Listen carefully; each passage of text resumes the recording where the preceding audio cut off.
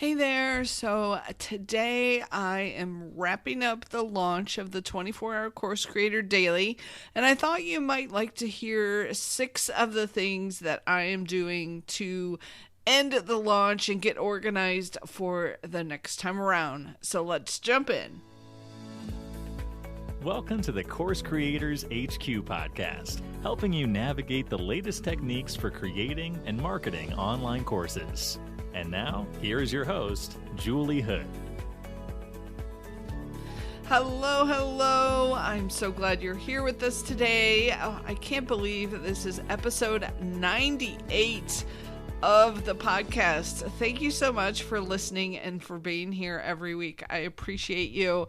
Appreciate you sharing the podcast with your friends and in your Facebook groups as people are talking about trying to do a course. Thanks so much for sharing the Course Creators HQ podcast. So it's an exciting week. We are kicking off the next version of the 24-hour Course Creator Daily program. And as I was wrapping up the launch, I thought, you know what? There's some things that everyone really should do after a launch. And so I think this would be an interesting podcast episode to share with you what I'm doing in case it's helpful for you as you're doing the launch, as you're trying to figure out what's next, what you should be following up with. So I will jump in and give you some of these key takeaways from our launch. So number one is kind of an obvious one, but that's to start delivering your content, and if you have any kind of coaching, to your students and getting them off to a really, really good start. Like you want to have a kickoff call or a kickoff email to point them in the right direction, to show them where all the materials are, to really kick them off well so that they get a running start at the beginning.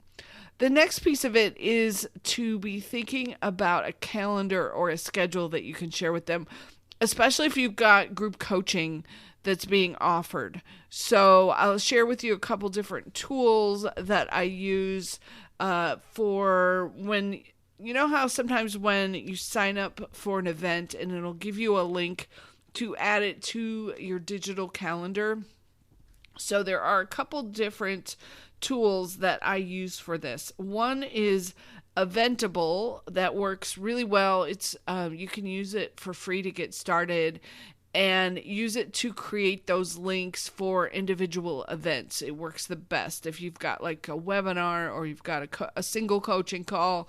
That's where it works the best. Where I had challenges with Eventable is when I was trying to do the challenge, and it was a 5-day challenge and we had sessions every day. I couldn't get it to do a recurring sessions for me. So I went to a different tool called AddEvent.com and used that one for the ongoing sessions, for the recurring sessions. So I could say every day at 6 p.m. Eastern, and then it would add to the different calendars that way. The other thing you can do is set up an entire Google Calendar that you share with your audience so that they can see all of the different coaching sessions and different events that are coming up. So a couple different options for you there. I'll put the links in the show notes to how to do these 3 options in case you want to set that up for your students and give them a really good calendar or schedule. The other way I've done it is just typed up a calendar in Microsoft Word and said, here's your calendar, print this off, and then let them deal with getting it onto their schedule. Okay, and figure out if you're going to have any kind of opportunity where they can get questions answered. So whether that's specific Q&A sessions or paid sessions where they pay to work with you further, that's all part of delivering on the back end of your coaching and your consulting and your course. So number 2 is to ask yourself what worked really well for this launch and what would you change? So thinking back through the different pieces of the puzzle, like how did you pull things together? Where were there glitches? Where did you have issues?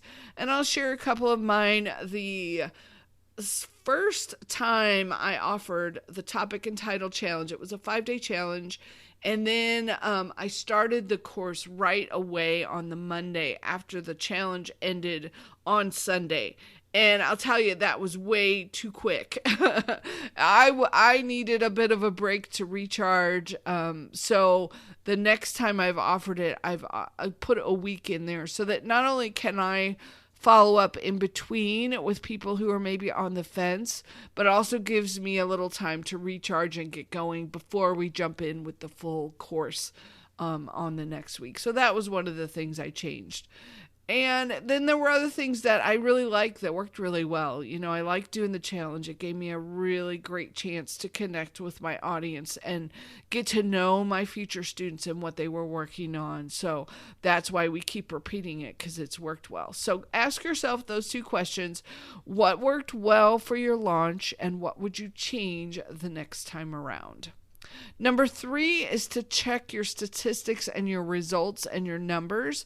And by this, I don't just mean checking your revenue, but also checking how many opt-ins did you get? You know, did you build your list as the process of promoting your course?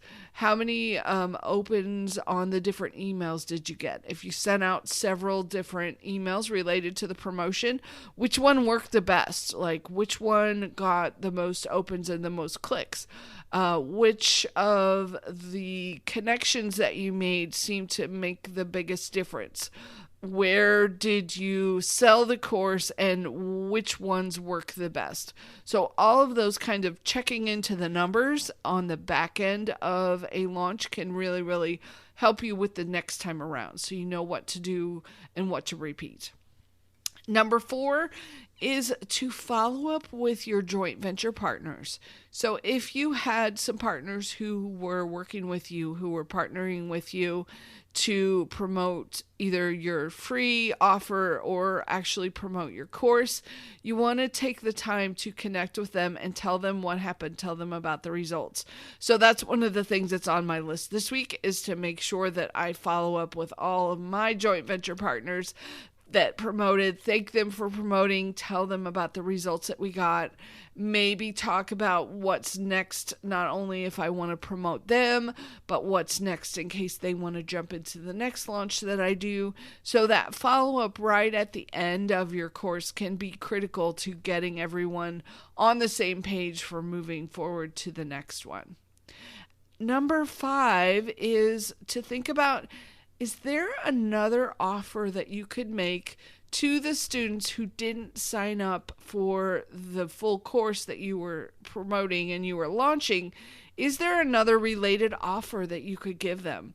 Maybe a cheaper version, maybe a smaller version, maybe just a different version of the offer, so that you can still get some buy-in from the folks who didn't jump in at the beginning. So think about, what is it that you could offer those students who didn't sign up the first time around? What could you give them? Could you provide to keep them moving forward? Because that's really the goal. You know, we want to keep everybody who we're connected with moving forward to that next step. So how could you help those folks? And then number 6 is to get organized for your next launch. And I will say, the sooner you do this right after the first one, the more likely you will be to remember everything that you will need to do. So I'll tell you a quick story. I did the challenge for the first time in June of 2021, and then I did it again in January of 2022. And I will say, as much work as it was the first time around to do the June one, it sure was easier to get everything right the first time. Because the second time around, I had to go back and update and make sure that I had all the links right and make sure I updated everything that needed it. So one of the things that I had done on my challenge graphics was I put the dates on all the images that we were using. And I did that on purpose because I wanted to make sure people noticed it, remembered the dates. It was an intentional thing to help them show up. But the problem with that is, the next time I offer the challenge, every place where I use those images, I have to update them. And even this time around, I missed one. I came across it the other day and I was like, oh my goodness.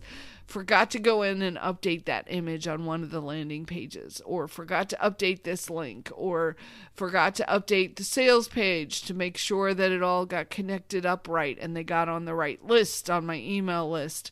So what I started doing is I've added a Trello board so that each time I launch, it has all of the steps of the things that I need to make sure I update. And that really, really helped to make sure I didn't forget anything. The other thing that I've done is I use my pretty links, my shortened links, so that I can just go change those and it will change everywhere that I've used it. So as an example, the dates for, I did some master classes, and I do one on Friday, Saturday, and one on Sunday. And so I put those links all over the place because I want to make sure people sign up for those. But instead of having to find every place where I put that, I have a shortened pretty link that I use, and I just change that pretty link in one place, and then it changes it everywhere throughout the launch. So just a couple little nuanced secrets there for you to make it a little bit easier for the next time around. If you can have some of these things on a list and have them organized, your next launch will be so much easier and so much better. So, oh my goodness, we're at the end. Those are the 6 different tips for you. I'll recap them briefly. The first one, obviously, is start delivering your content and coaching so that they can get off to a good start. Number 2 is to ask yourself what worked well and what would you change the next time around. Number 3 is to check your stats and your results and your numbers to see what you can learn. Number 4 is to follow up with any of your joint venture partners and get back to them on the results. Number 5 is to think about, is there another offer for the students who didn't sign up, something else that you could give them to keep them moving forward.